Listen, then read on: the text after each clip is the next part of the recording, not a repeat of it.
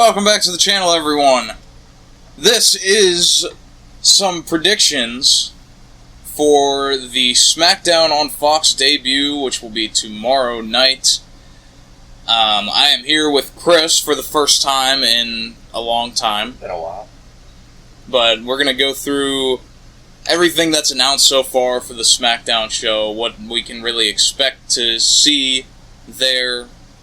So, what do you think SmackDown on Fox? We just saw a different premiere and a premiere on Monday. That everyone's doing premieres now. It's premiere week. Yeah, it's WWE and AEW premiere week. But I gotta say, I'm disappointed in you.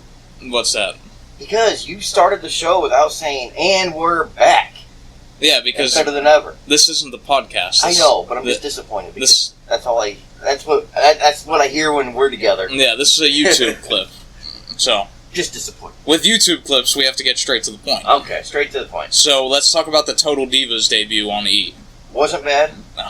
It really wasn't. It was nice not to have the Bellas in it. Yeah. Except for a little part with, I think, Nia Jax or something. But, or, I don't know, one of them girls. Yeah.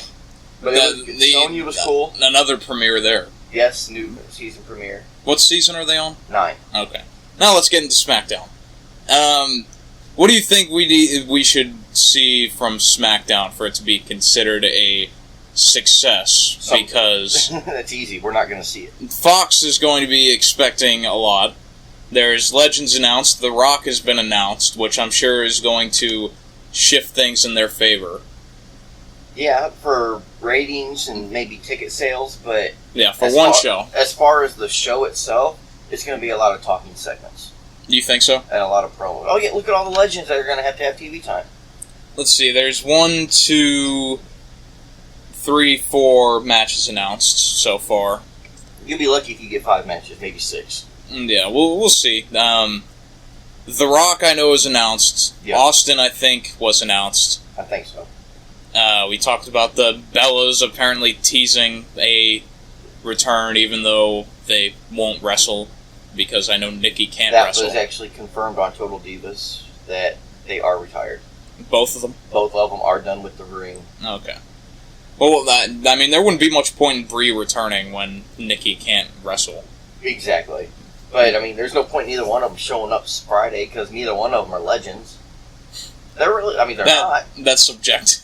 They're not legends. Don't get me wrong, they've done a lot in their career. You say that, like, there's a ton of people on Twitter that have, like, the Bella fan accounts that will hound us for suggesting that. Well, I'm sorry if they disagree. In my opinion, which everybody has one. I agree with you, though. A legend is somebody that's been around for 20-plus years and done a lot. Well, you can do something impactful in a short time and be considered a legend. And they have. But at the same time, I don't consider them legends. Right. That's like calling Kelly a legend. Well, they do that, too. They do. And it's wrong. They call Miz a legend, too. And he's not. But he's working on it. He's trying. But this, 1 week from this show, there will be a draft. So that's going to be interesting. Well, next Monday and Friday, right? It'll be starting with next Friday and then go into the Monday after that. Okay. Oh, that's right. They got to do the fallout for Hell in a Cell on Monday. Yeah, the Hell in a Cell show that has 3 matches. We'll predict that in a separate video. But this premiere week has definitely overshadowed that. But going through the... Considering I didn't even know it was this weekend. Yeah, I know. We just had a discussion that you didn't even know it was this Sunday. I thought I had another week or 2. So going through the announced matches for this show. I didn't even know this until I looked up the match card, but apparently Roman Reigns and Eric Rowan are going to have a rematch. Well, yeah, I knew that one. I didn't even remember it.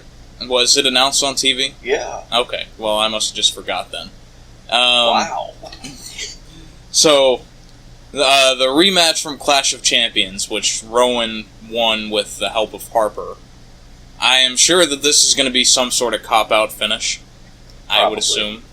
Oh, I'm sure.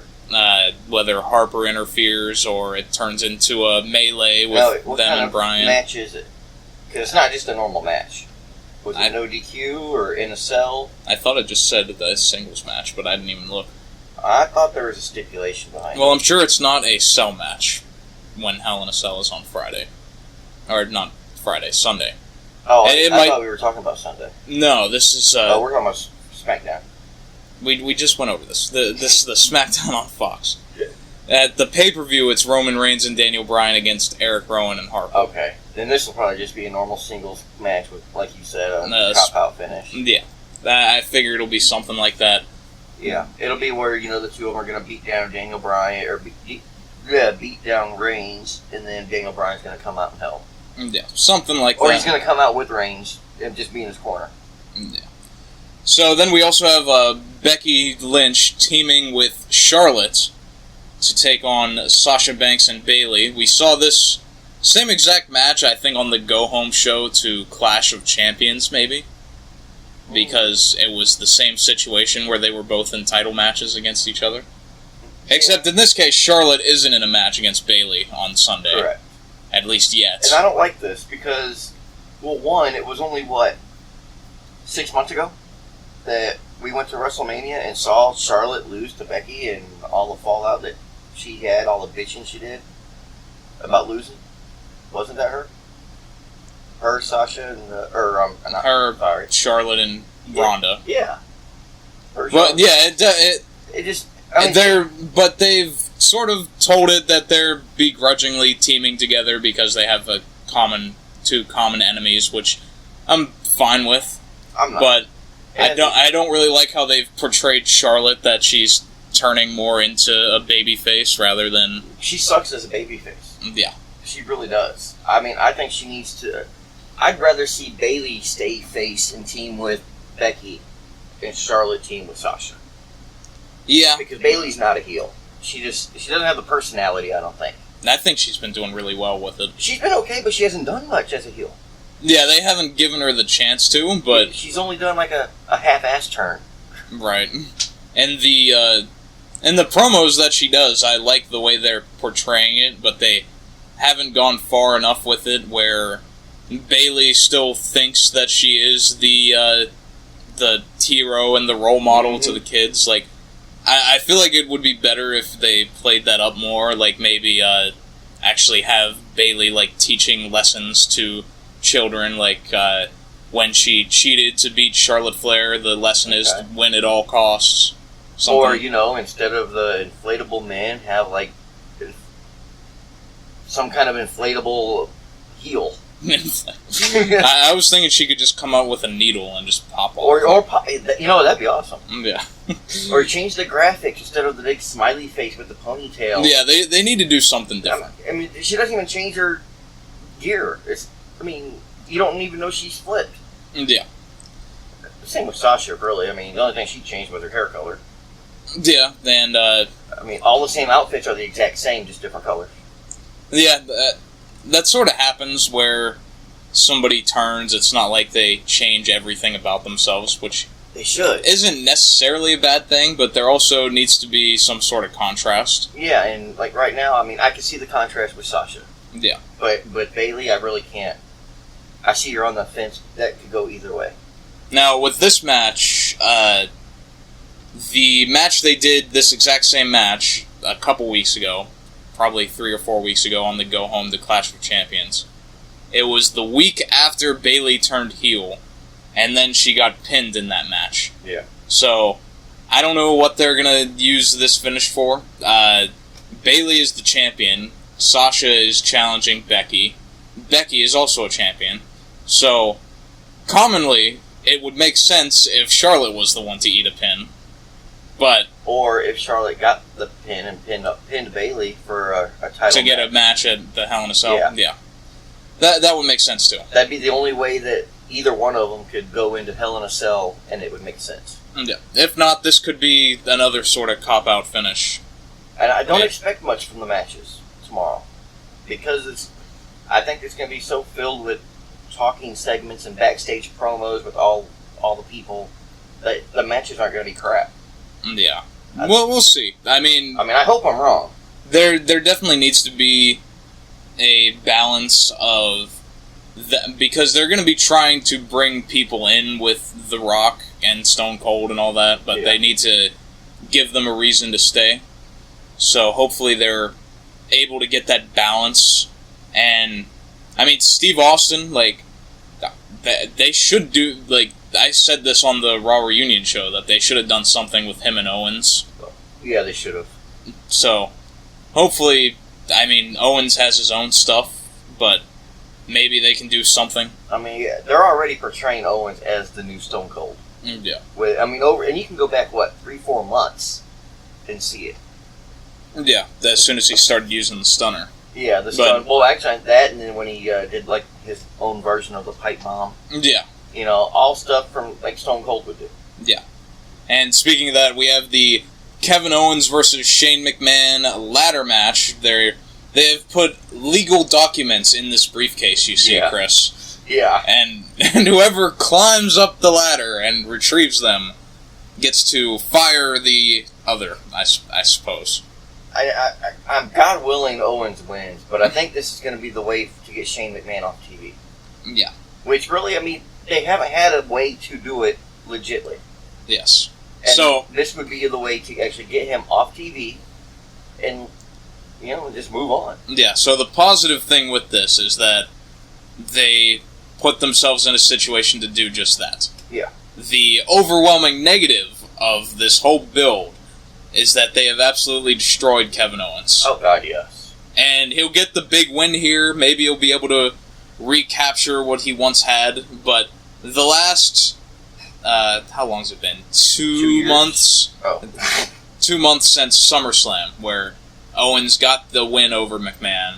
And that was like when he was as over as he possibly could have been. And then in the weeks following that, you had Owens apologizing and begging not to rescind his fine and getting fined, getting fired. Yeah, and then they brought in lawyers, which kills every wrestling angle that has ever existed. Because we all know them ain't real lawyers. Yeah. Well, just some stagehands from the back dressed in suits. We live in this alternate universe where you can have a ladder match over a child's custody. That's true. As we saw with Eddie Guerrero and Rey Mysterio. Over Dominic. Yeah, and here he is now. Now, did you actually watch that when it happened, or was it a replay like on the I don't think I saw it when it happened, but I've seen it. I've seen it multiple times. Yeah, I actually watched it on TV though. Yeah. It was in black and white that long ago. What was my point? Yeah, but the whole matches. It's the same thing like when they get police officers involved. That we have so many things where there's attempted murder, like when Roman Reigns was tried to be murdered just this year, a few months ago. Every week. To see that and then also see someone suing over wrongful termination. Yeah, it's a bit of a contrast. It is. I like the comedic value of the suing though. Yeah, but they didn't. $25 million. They didn't make it comedy though. They were being serious. Yeah, I know, but I found it comedic. Okay, I can see that because I knew it was so stupid. Because as soon as Shane came out with it, he said this is the largest defamation or whatever, the largest, longest wrongful termination suits in history. Yeah. It's just like dun dun. And I'm just like, you want to hurt him in his wallet? You think $25 million is going to hurt him? Really? I mean, that would leave That's a mark. Like his monthly allowance. That's possible. $25 million, I'm sure, to Shane is a good chunk. I mean, it might be a good chunk because I'm sure he's not as rich as his dad. Yeah. But I'm sure it's not going to hurt him either. He's probably not as rich as his brother-in-law or his sister either. I would probably not. His brother-in-law's been in the business pretty much really longer than Shane. Yeah. I mean, I know Shane has other business ventures that he was doing, like, throughout the time he wasn't there. But he was gone for, 7-8 years? Yeah, but I don't know how successful they were, or if he... They couldn't have been too good if he's still back on WWE every week. Right. But, yeah, that's enough of that. I think Owens is the clear winner here. I hope so, because this needs to end and move on. But I can't imagine, I'd envision that Shane is going to have, something up his sleeve. Well, you know he will. And I think this is the perfect place to bring Austin in, because if you have Elias or whoever else that Shane has as a crony and have it look like Shane's gonna win, but then out comes Austin and then him and Owens hit dual stunners on Elias and Shane. Yeah, I was just gonna say like Elias come out and then Stone Cold comes out to take out Elias. Yeah, I'd like to see the visual of them doing stunners at the same time. That'd be cool. I think that'd be a cool finish. Yeah, it would. So I'm assuming this will be the main event of Brock Lesnar versus Kofi for the WWE Championship. Yeah, say goodbye to that title. We'll never see it again. Well, apparently. At least till the end of the month. Apparently, the deal is that with Fox and the new contract and the new money flowing in, that they are going to be able to have Lesnar appear and wrestle on more of these television shows. Which... Yeah, but I mean, let's face it, it's a TV show. It's not a pay-per-view. So the matches aren't going to be crap and no title's ever going to change hands with Brock. Unless it's a pay-per-view. That's likely, but it's something. But and I get that, because you want to save that for the pay-per-view. And the rumor, I guess, is that WWE is trying to bring in Cain Velasquez, and they want him versus Brock at some point. Really? Yeah, because I don't know if you saw Velasquez wrestled for CMLL. I know, I've heard the name, probably from reading it like on Cage Side or something. Yeah. But I know the name. He said himself that he's been in talks with WWE and AEW, so that could be a big shift for someone. But I mean, think about, after Kofi, because we all know Brock's going to win. Yeah. I mean, it's pretty much a given. Most likely. Whenever he gets the title shot, he gets the title. So, who would be the next competitor, the next star to go up against Brock? Who would be the next? I mean, it depends. It depends on where they draft everyone. Without thinking about the draft right now, just how the roster is as of now on SmackDown. There's so few that I can really see as a challenge. Exactly. And because all the big name, big muscular, big people are on Raw. Because if you go that far, then who would be the person to take the title off of Brock? Yeah, I mean, there is nobody on SmackDown. So on my draft predictions video I did last week, I think, one of the things that I predicted was that in some form that they're going to split up the New Day. One of them, or both, or two of them could get drafted to Raw. I'm thinking Kofi's going to be separated, honestly. Well, let me finish. Okay, go ahead. What I think could happen is, what if Kofi and Xavier get drafted to Raw, and then Big E gets a singles push, and maybe we could get Big E versus Brock Lesnar, trying to avenge his friend, Kofi. Okay, now, I mean, I could see that, but over the past, 6-7 years that we've seen Big E, maybe 8-9 years since he was, back with Punk and AJ Lee. Right. He's never done much as a singles competitor. He's never had much success.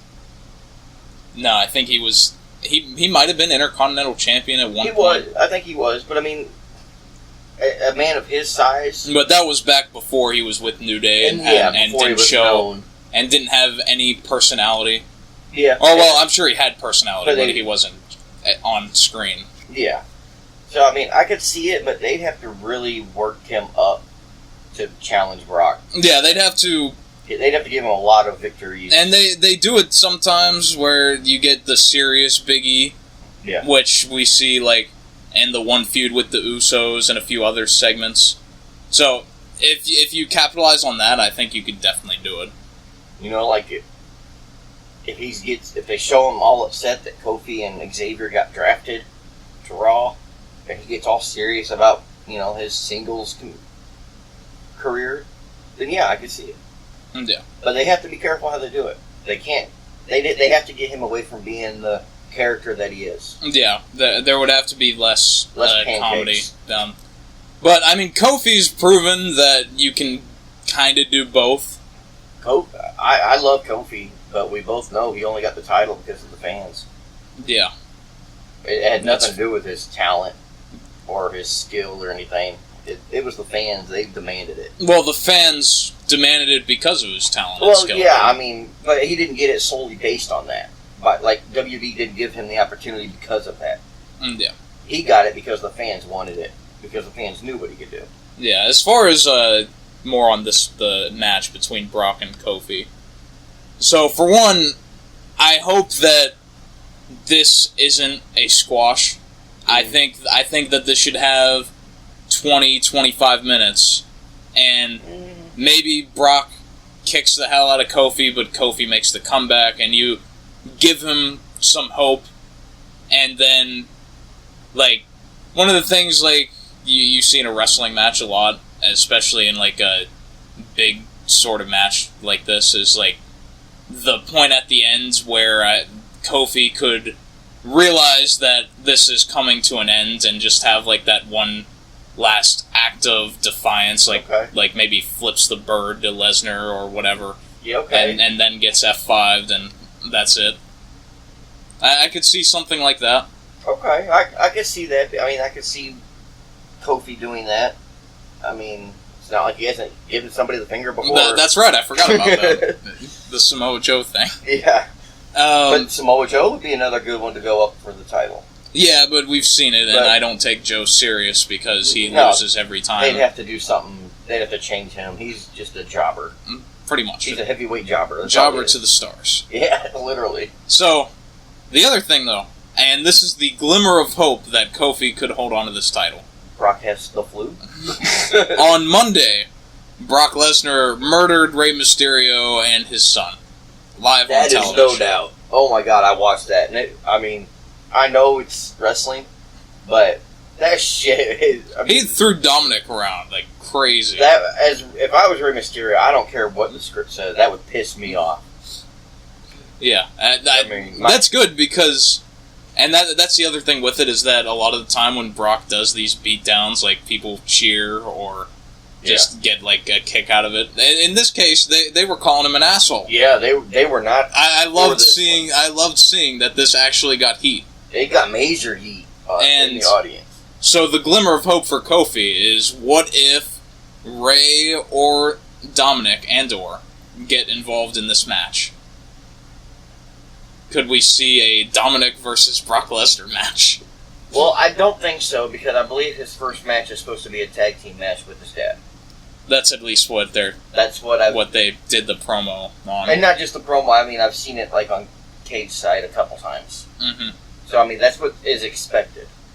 But it doesn't mean that they wouldn't come out and taunt him. You know, just like one on each side of the ring, on the outside, just to taunt him. Just to distract him a little bit for Kofi. Yeah, so... And that set up a Kofi Rey Mysterio title match, which would be an awesome match. Yeah. So that's the only, like, glimmer of hope I see there. Yeah. I don't really think that'll happen, though. I think Lesnar's just going to win. Yeah. And we'll see what they do going forward and with the draft and all that. But unless you got anything else to add, that is our preview for SmackDown tomorrow night. No, that's all I got. We don't have a whole lot of info available.